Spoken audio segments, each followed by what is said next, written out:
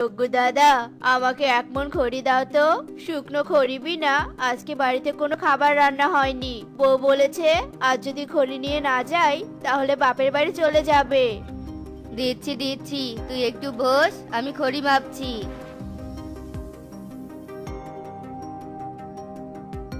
খড়ি মাপা হয়েছে, এবার টাকা দিয়ে খড়ি নিয়ে যা।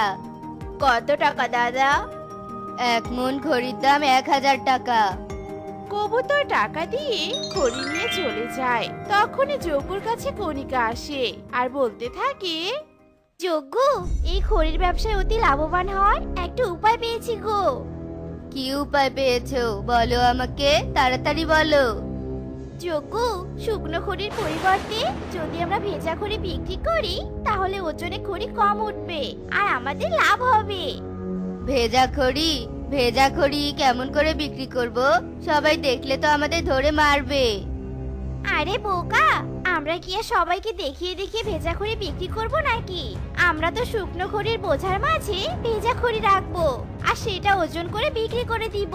তখন কেউ বুঝতেই পারবে না আর আমাদের ধরতেও পারবে না, বুঝেছো?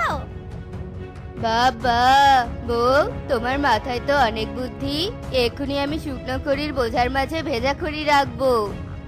এরপর যজ্ঞ আর কণিকা শুকনো খড়ির বোঝার মাঝে ভেজা খড়ি রাখে। পরের দিন টিয়ে আসে খড়ি নিতে। যজ্ঞ, যজ্ঞ, আমাকে 1 মণ খড়ি দে তো। কাল আমার মেয়ের জন্মদিন আছে, তাড়াতাড়ি দে। আচ্ছা দাঁড়াও, দিচ্ছি। এরপর যজ্ঞ একটা খড়ির বোঝা দেয় আর টিয়ে টাকা দিয়ে খড়ি নিয়ে বাড়িতে আসে। ও বাবা, বোঝাটা কি ভারী! মনে হচ্ছে এসব শুকনো খড়ি নয়, ভেজা খড়ি। দেখি তো একটু খুলে। আরে এ কি? শুকনো খড়ির মাঝে ভেজা খড়ি? তার মানে ওই যজ্ঞ আমাকে ঠকিয়েছে। শয়তান যজ্ঞ, তোকে আমি ছাড়বো না। আজকে আমার অনেক কাজ আছে, তাই তুই বেঁচে গেলি। তবে আমার মেয়ের জন্মদিন বেরোলেই তোকে শাস্তি দেওয়ার ব্যবস্থা করব। টিয়া আর কিছু না বলে তার কাজে লেগে পড়ে। এদিকে যজ্ঞ প্রায় পাখিদের কাছে ভেজা খড়ি বিক্রি করতে থাকে। এভাবে বেশ কিছুদিন কেটে যায়। একদিন টুনিও আসে যজ্ঞর কাছে খড়ি নিতে। দাদা, আমাকে 2 মণ শুকনো খড়ি দাও তো, আর এই নাও টাকা। এরপর যজ্ঞ টুনির কাছ থেকে টাকা নেয় আর টুনিকেও ভেজা খড়ি মিশ্রিত খড়ির বোঝা দেয়। টুনি খড়ির বোঝা বাড়িতে নিয়ে আসে। টুনি যেই রান্না করতে ধরে ঠিক তখনই দেখে ভেজা খড়ি। টুনি রেগে বলতে থাকে, শয়তান যজ্ঞ আমাকে ঠকিয়েছে। আজ তোকে আমি ছাড়বো না। শুকনো খড়ির নামে ভেজা খড়ি? দাঁড়া যজ্ঞ, আমি আসছি।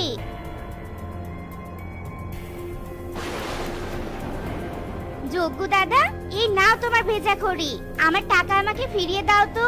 এভাবে তুমি বনের সবাইকে ঠকাতে পারবে, কিন্তু আমাকে না। টাকা ফিরিয়ে দাও বলছি। কি বলছিস তুই? তুই জানিস যে জিনিস আমি একবার বিক্রি করি সে জিনিস আর ফিরিয়ে নেই না? আর নিজে থেকে খড়ি ভিজিয়ে এখন আমার দোষ দিচ্ছিস? তুই এভাবে আমার ব্যবসার নাম খারাপ করতে চাইছিস, তাই তো? দাঁড়া, তোকে দেখাচ্ছি মজা। টাকা ফিরিয়ে দাও বলছি। লাঠি দিয়ে আমাকে ভয় দেখালে আমি চুপ হয়ে যাব না। আমি তোমার নামে বনের সবাইকে বিচার দিব। আমাকে হুমকি দেওয়া হচ্ছে? দাঁড়া, তোকে দেখাচ্ছি মজা। এরপর যজ্ঞ লাঠি দিয়ে টুনিকে মারে। টুনি মার খেয়ে উঠতে থাকে আর চিৎকার করে বলতে থাকে, অসৎ যজ্ঞ, আমি তোকে শাস্তি দিয়ে ছাড়বো।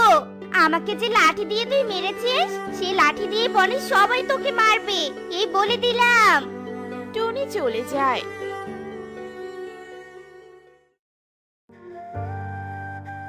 এভাবে আরো বেশ কিছুদিন কেটে যায়। টুনি রোজ চুপি চুপি যজ্ঞর উপর নজর দিতে থাকে। একদিন যজ্ঞ আর কণিকা শুকনো খড়ির মাঝে ভেজা খড়ি রেখে সেগুলো বোঝা করছিল। টুনি আড়াল থেকে সব দেখে আর বলতে থাকে, এটাই আসল সময় এদের মুখোশ ফাঁস করার। যাই, তাড়াতাড়ি বনের সবাইকে ডেকে নিয়ে আসি। এরপর টুনি উড়ে গিয়ে বনের সবাইকে ডেকে নিয়ে আসে আর যজ্ঞ কণিকা বলতে থাকে, গিন্নি, গতবারের মতো এবারও বেশ লাভ হবে। এমন লাভ হতে থাকলে তো আমরা কিছুদিনের মধ্যেই ধনী হয়ে যাব। বনের বোকা পাখিরা বুঝতেই পারছে না যে আমরা শুকনো খড়ির মাঝে ভেজা খড়ি বিক্রি করি। ঠিক তখনই ওখানে সবাই আসে। লোভী কালুকা, তোর সব পর্দা ফাঁস হয়ে গেছে। আমরা সব জানতে পেরেছি। এবার কি করবি তুই? হ্যাঁ, তোমরা এখানে দেখো, তোমরা যা শুনেছো সব ভুল শুনেছো। আর একটা মিথ্যে কথা বললে এই শুকনো খড়ি তোর পিঠে ভাঙবো, এই বলে দিলাম আমি। আমাদের ভুল হয়েছে, ক্ষমা করে দাও। আমরা আর কখনো এই কাজ করব না। আজ থেকে সব শুকনো খড়ি বিক্রি করব আমরা। তোমরা কেউ এতে বিশ্বাস করো না। এই অসৎ ব্যবসায়ীকে এই বন থেকে বের করে দাও। বন থেকে বের করে দিও না, তোমরা যা বলবে আমরা তাই করব। তবু দয়া করো। যজ্ঞর এমন কথায় সবার দয়া হয় আর সবাই বলতে থাকে, ঠিক আছে, তোকে বন থেকে তাড়িয়ে দিব না, কিন্তু আজ থেকে তোর এই খড়ির ব্যবসা বন্ধ। ঠিক আছে, আমরা ভিক্ষে করে খাবো, তবু এই খড়ির ব্যবসা করব না। দাদারা দিদিরা, চলো সবাই। এরপর সবাই একসাথে উড়ে নদীর পাড়ে আসে। টুনি, তোকে অনেক ধন্যবাদ। তোর জন্য আমরা ওই অসৎ ব্যবসায়ীকে হাতে নাতে ধরতে পেরেছি। আজ আমরা তোর উপর অনেক খুশি। এই খুশিতে মন ভরেনি রে টুনি। তুই যদি তোর হাতে বানানো ফলের হালুয়া খাওয়াস, তাহলে আমরা আরো বেশি খুশি হব।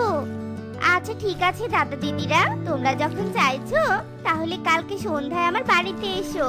আমি নিজ হাতে ফলের হালুয়া বানিয়ে তোমাদের সবাইকে খাওয়াবো। আচ্ছা ঠিক আছে, চলো সবাই বাড়িতে যাই। এরপর যে যার বাড়িতে চলে যায়। পরের দিন সকালে টুনি বলতে থাকে,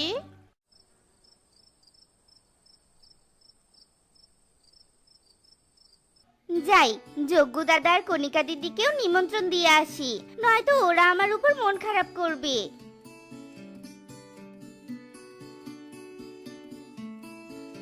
টুনি যজ্ঞ আর কণিকার বাড়িতে যায় আর ওদের নিমন্ত্রণ দিয়ে চলে আসে। টুনি বাড়িতে এসে ফলের হালুয়া বানাতে থাকে। জানো যজ্ঞ, আমাদেরকে অপমান করার আনন্দে টুনি সবাইকে আজ সন্ধ্যায় ফলের হালুয়া খাওয়াবে। আমাদেরও নিমন্ত্রণ করেছে। ওদের খুশি দেখে আমার শরীর জ্বলে যাচ্ছে। যজ্ঞ, কিছু একটা করো যাতে ওদের হাসি মুখটা নিমেষে বন্ধ হয়ে যায়।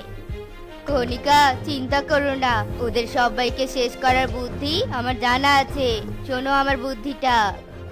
এরপর যজ্ঞর বুদ্ধির কথা কণিকাকে বলে। যাও যাও, বাজার থেকে বিষ কিনে নিয়ে এসো। যজ্ঞ বাজার থেকে বিষ কিনে আনে।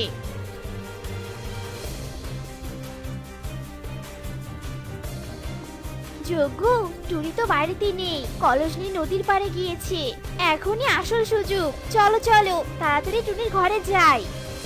এরপর যজ্ঞ আর কণিকা তাদের বুদ্ধিমতো টুনির ঘরে প্রবেশ করে। যেই ফলের হালুয়ায় বিষ মেশাতে ধরে, ঠিক তখনই ওখানে টুনি সহ বনের সবাই আসে।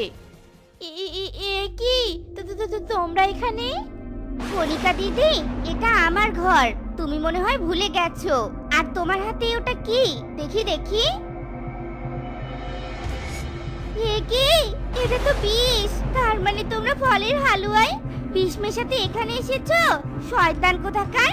আমাদের সবাইকে মেরে ফেলার প্ল্যান করেছিস। আজ তো তোরা শেষ। না মানে আমরা এটা করতে চাইনি, আমাদের ক্ষমা করে দে। দ্বিতীয়বারের মতো তোদের প্রতি আর দয়া দেখাতে পারবো না। এই, মারে সবাই এদের। এরপর সবাই যজ্ঞ আর কণিকাকে মারে আর তারপর তারা পুলিশে ধরিয়ে দেয়। এরপর থেকে বনের সবাই বেশ সুখে মিলেমিশে দিন কাটাতে থাকে।